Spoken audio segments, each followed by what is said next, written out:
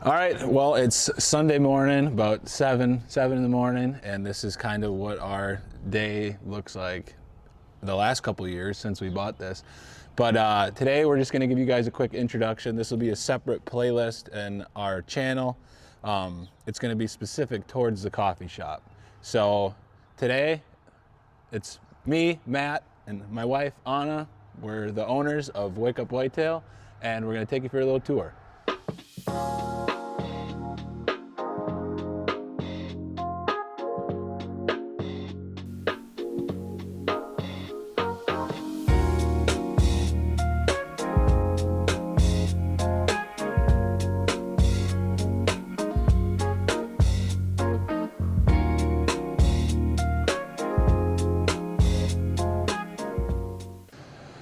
So quick overview of everything. We had bought this building in 2022. No. Or 2023. Okay. 2022 we started the LLC. Okay, so we had decided we wanted to get the business rolling, and we're like, well, we could do a coffee trailer.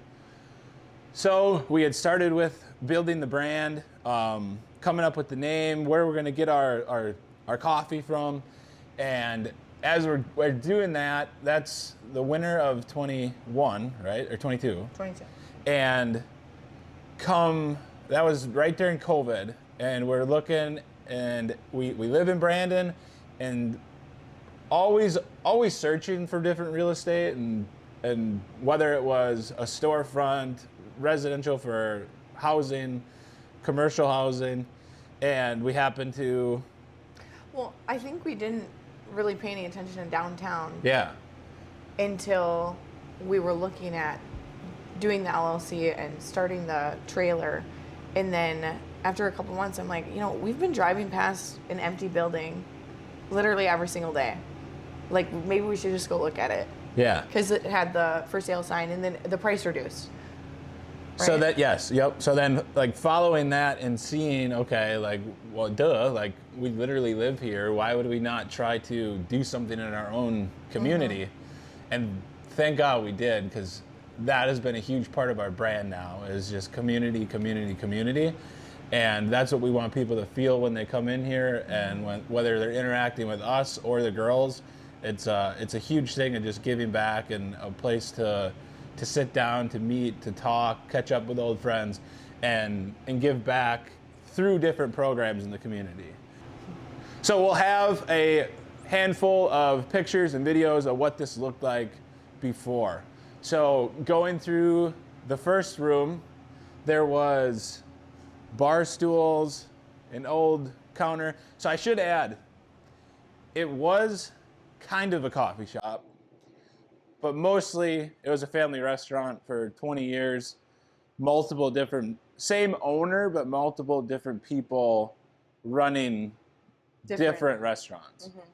So everything was kind of structurally how we needed it. Like, there was a kitchen, mm-hmm.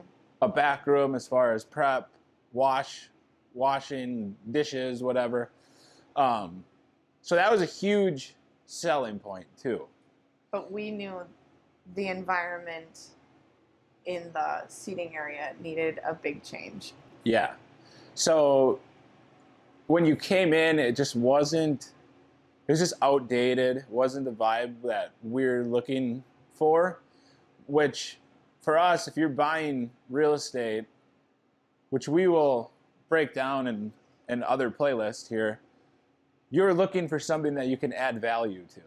So structurally, if everything's okay, and you can do the flooring, add a bathroom, update the bathrooms, a kitchen, simple to us, I guess, but for somebody first looking at that might be a huge undertaking.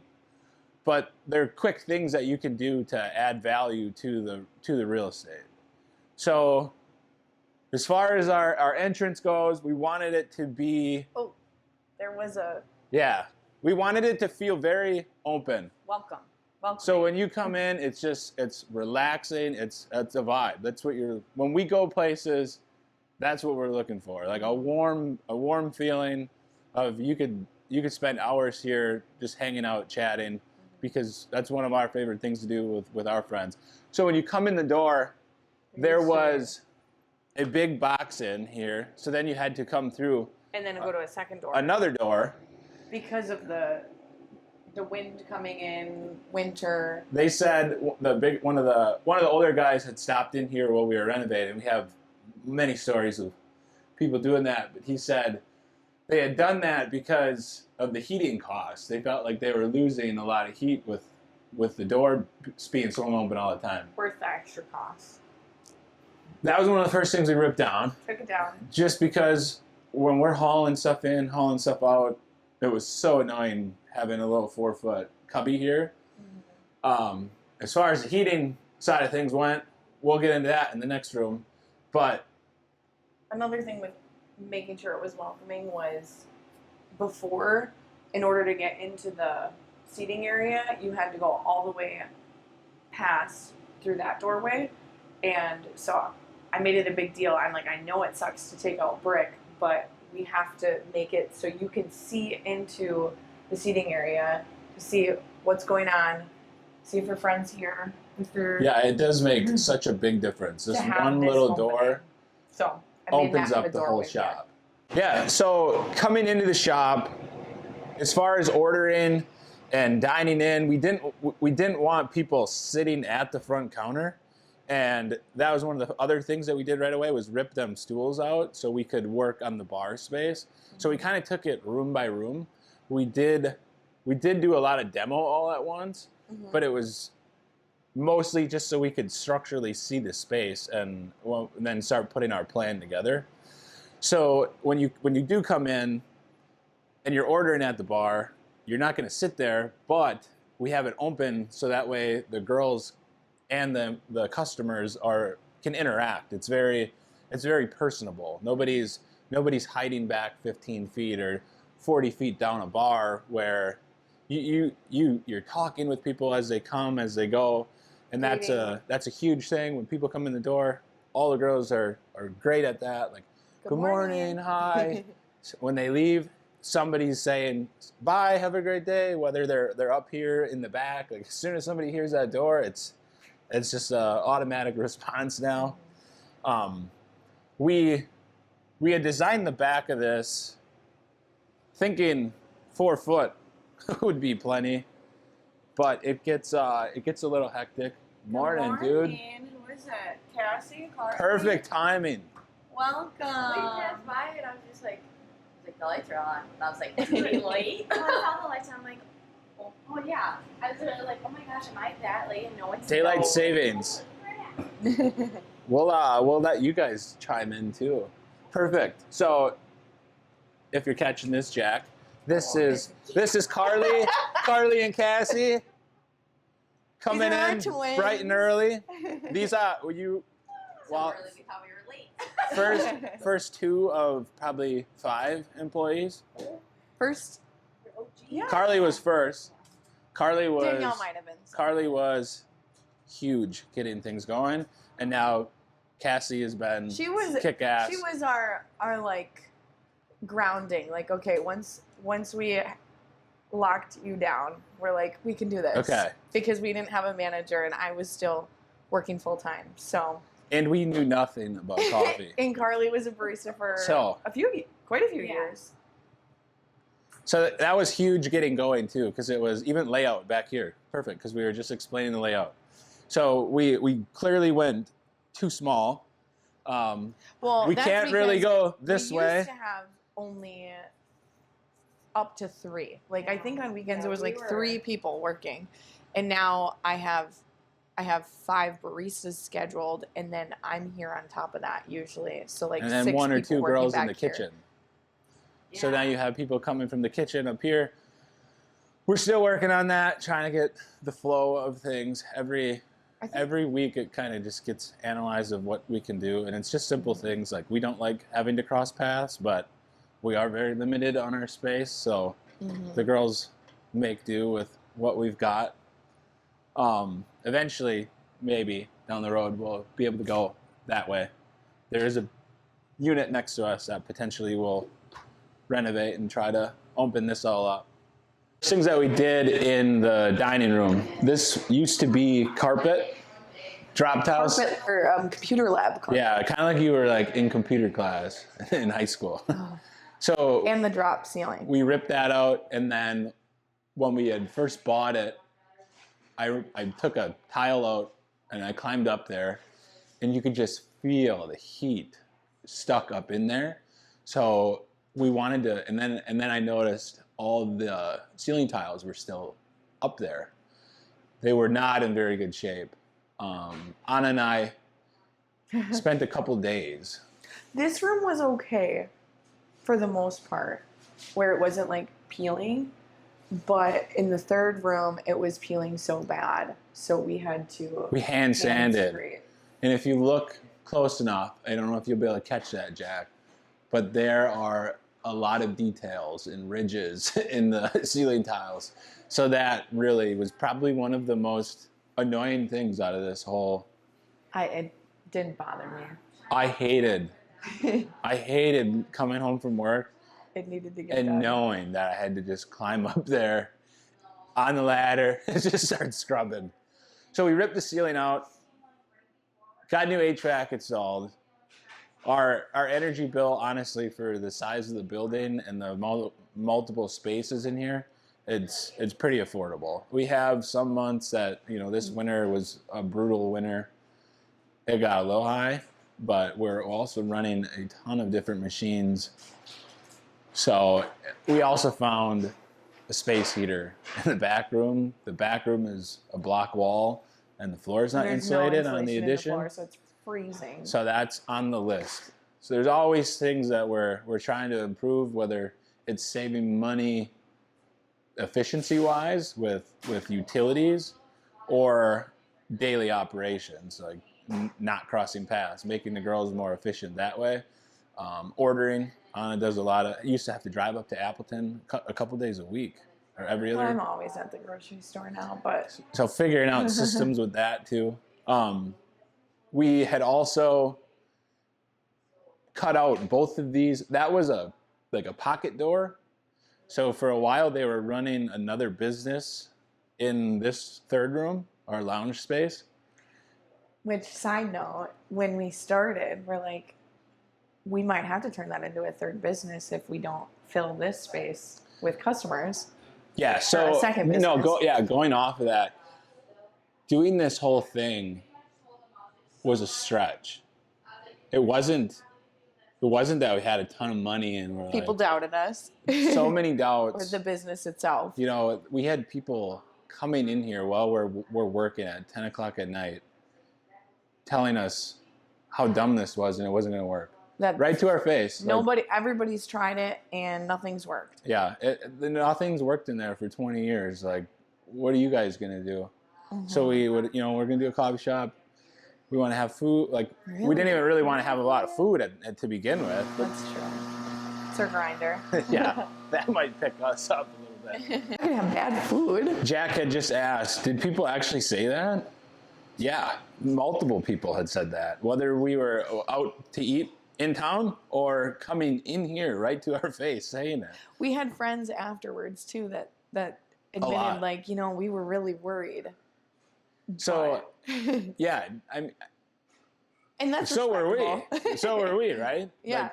But we also, we had days of doubt, but we also we're just not doubting ourselves. Like, we were very confident that we'll make it work. We'll figure it out. Would probably say multiple times, fuel that fire. Like, that just Oh, fuels yeah. me When somebody even would more. come in and say that to me, I didn't care if it was 1 o'clock in the morning. I'll scrub the shit out of that ceiling.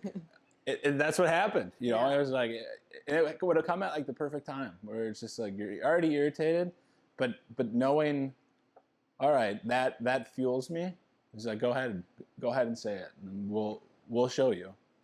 The dining room was designed to be an open concept. Same with when you come in the door. All this was they're very narrow rooms, maybe 14 feet. So, but they used to be sectioned off almost entirely because there was just a window in here. Just like this little window here, there was a window on this wall. So my dad and I actually took the ceiling tiles down, framed up two stub walls on each side, and had to make sure that we had to be on the footing, because you couldn't be over on the floor joist, because this is a main support wall. So then I had to have the building inspector give me an engineered plan of what this header could be to hold the weight of the ceiling or the roof. So we had framed our walls, ripped all this down, put our header in, and this made a huge difference. Oh, yeah. So being able to see from the counter through to the dining room into the lounge space, and same thing in here with the ceiling. This ceiling was all drop tile as well, and this was the one that really sucked sanding down. And the walls were all plaster. This actually had like 4 walls. Just kept building more walls, and as they renovated, each wall got a little different. So we actually gained a little bit of space going this way. This too, having the brick and then this little half wall, I think really helped tie in the ceilings. So we wanted the same color on the ceiling as we went on the wall, and then some of our trim. And that was a lot with Mike, one of our good friends, who is a carpenter, does a lot of custom home stuff. He was an absolute killer coming in here, taking time off of work to come in here and help us get this done. July, so we had bought it in February. Valentine's Day. Happy Valentine's Day. Valentine's Day gift. And then that July was probably when the most work got done, because we were doing all the demo for a couple months, picking at it every night after work. You have the most amount of daylight. And we had to get it done. We had a deadline. I think we wanted to go in September. No, I think you kept saying like end of July, beginning of August. And I'm like, this is not going to happen. But we didn't even have our espresso machine. There was a lot that helped with putting those kind of unrealistic deadlines on it that made you push harder. Oh yeah, 100% too. I think that's a good point, where setting a deadline that seems unrealistic, but you just sent me something. It could happen.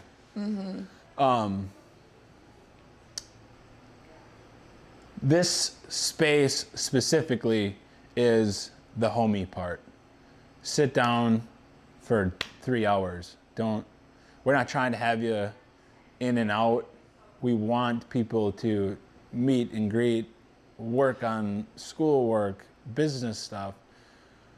We have a lot of multiple different pastors that come in every week, work on sermons. There's usually always somebody in here on a computer. A lot of Bible studies. Yep, and that's some of the after-hour stuff too. With the lounge space, it was big. I'm like, when people bring their kids, they don't want to sit at a table. They want to be able to put their baby down on a couch, or that's also a very running around. Very unique thing I think that we offer is when you do come in here any day of the week, there's usually different women with meeting a friend, but there could be 3, 4, 5, 6 kids running around. And I think most of our customers understand that. Like, that's what this space is designed for. It's not, it's obnoxious, it's loud. Most people are very respectful of it too. It's not like the kids are just running loose everywhere, but it gives them a space to not just be stuck in a chair. Yeah, we almost didn't want to renovate it because we were already so worked up dealing with all that. But at the same time, we're already doing the demo. We're already picking at this stuff. Are we gonna, in order to hopefully break even, we have 5 customers an hour. Do you think there will be 5 customers an hour? Will 50 people come to the shop? In a day? We far surpass that now.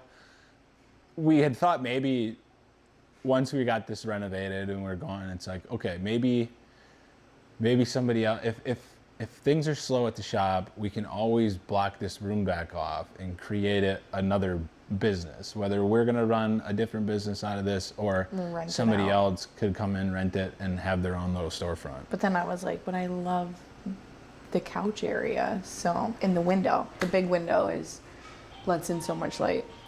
Thank goodness We did it. we took it on. Yeah. We also added a podcast room. That was kind of not really originally what it was for. There It's was a just- meeting room, but you had to take the walls down and make it a different size. Well, it used to be an office. So they had like the security system, computers, a little bit of storage. And then at that time, we were pretty heavily into doing our own podcast for probably 2 or 3 years, pretty consistently. And I'm like, oh, that'd be a great spot to do that. But also, if people wanted to have a meeting, you sit down with your insurance agent or realtor or whatever, you had somewhere quiet to go. So we put a door on it. We have the big window on it, so it does feel open, but you can close that up. This gets used quite a bit. Bible study too, like multiple people that would just use it to have a quiet space and do something like that. It's my sister and brother-in-law's favorite place to go right now. They are going through a lot with, my brother-in-law has cancer, and it's just a nice, like, safe place to like still be out and about, but have their privacy and read their Bible. And Hudson, my nephew, one of them that's pretty much always with them, likes to watch TV or iPad in here, and they don't feel as bad about him running around. Yeah, it's a good point too, as far as Or like kids people or taking business calls. once in a while, people having to change a baby or sneak in here quick. Which we should get a better setup for that. We're starting to set that up in the bathroom. We're working on.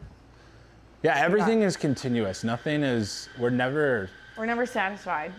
I think some people might look at that like as an issue, but I look at the opposite.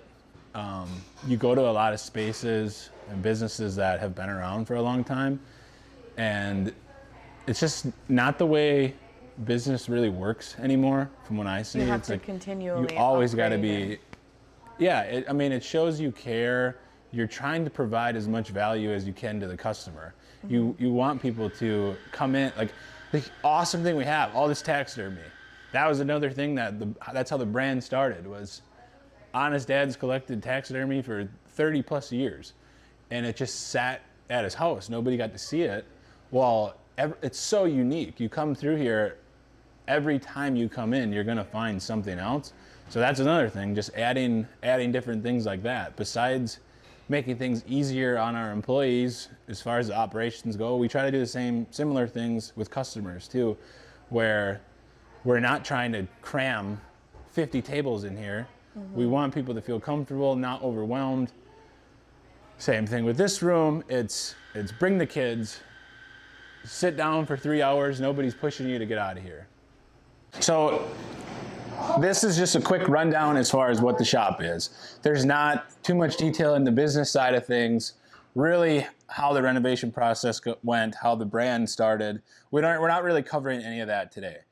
We just want you guys to see the space, and we want to share the journey with you guys. We wish we would have recorded this all while it was happening, but at the same time, we're so fearful of things, it wasn't gonna work. As much as we did believe it to work, you still have that in the back of your mind, it might not work. So it's hard to share that with people, like we might fall on our face. But I think we're getting comfortable with that, where we want you guys to see this. We want to break all of this down when things get hard, the hard decisions, the failures.